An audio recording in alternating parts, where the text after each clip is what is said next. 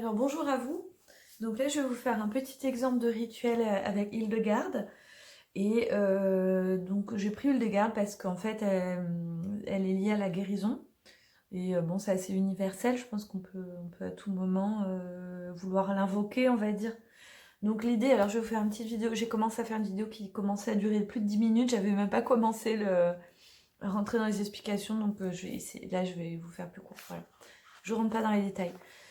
Hildegarde, donc quand vous avez le Magicus, ça vous permet d'avoir tous les éléments pour l'invoquer et travailler avec elle. Parce que ce livre, c'est pas seulement l'interprétation des cartes, c'est aussi pour vous servir des archétypes que j'ai utilisés dans Magicus en magie, d'accord. Donc ça va au-delà du jeu, c'est ça l'idée. C'est pour ça que c'est un grimoire. Donc il y a toute l'histoire de... Je vais pas la lire, toute l'histoire de Hildegarde. Mais c'est important de savoir son histoire avant de faire le rituel, d'accord? Ensuite, il y a la citation, on va pouvoir s'en servir pour le rituel. Les éléments de la carte, pareil, très important pour avoir des éléments supplémentaires pour l'invocation. Et ensuite, les associations. Donc, en fait, son association, elle, c'est l'améthyste. Donc là, c'en est une. La lavande, moi, j'ai lu l'essentiel de lavande, mais sous n'importe quelle forme, même si c'est une tisane, ça marche. Et couleur violet, et numérologie, le 8.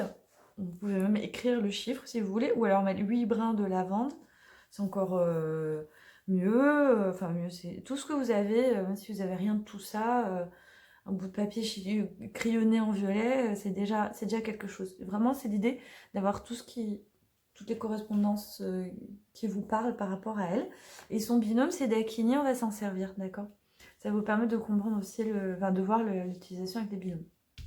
Donc voilà, par exemple, donc je fais mon petit total, je mets toutes mes correspondances et je veux invoquer Hildegarde. Donc je vais vous parler après de Dakini. Alors moi, mon idée, c'est je veux guérir quelque chose ou quelqu'un qui m'a demandé, parce qu'on ne guérit pas sans autorisation, ou une situation, voilà, n'importe quoi, que ce soit même un vide dans l'invisible, quoi, hein. Même un passé, un événement passé, voilà. Donc, un karma et tout. Donc, en fait, je vais utiliser la carte. Et là, typiquement, quand j'ai des situations comme ça, je peux m'en servir. C'est elle qui l'a écrit à l'époque, hein. Donc, je rappelle que c'est une sainte qui était une abbesse, mystique, visionnaire, compositrice. Je ne rentre pas dans les détails, ça va durer 3 heures sinon. Mais voilà, elle a dévoué sa vie à la guérison, à la dévotion. Et donc, ces textes peuvent être vraiment utilisés en rituel. Donc je peux...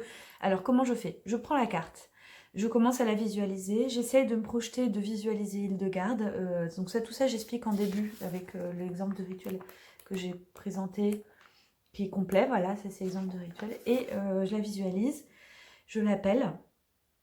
Je formule ma demande. Alors évidemment, il faut penser à sa demande avant, mais en général, on l'a. Je formule ma demande et je peux citer, en fait, je peux l'invoquer avant d'ailleurs de formuler la demande. D'ailleurs, je fais plutôt avant. On va faire la citation. Donc là, on a l'amour abonde en tout, s'exaucant de l'abîme jusqu'au-delà des étoiles. Amour d'extrême amour en tout, car il a donné au roi suprême un baiser de paix.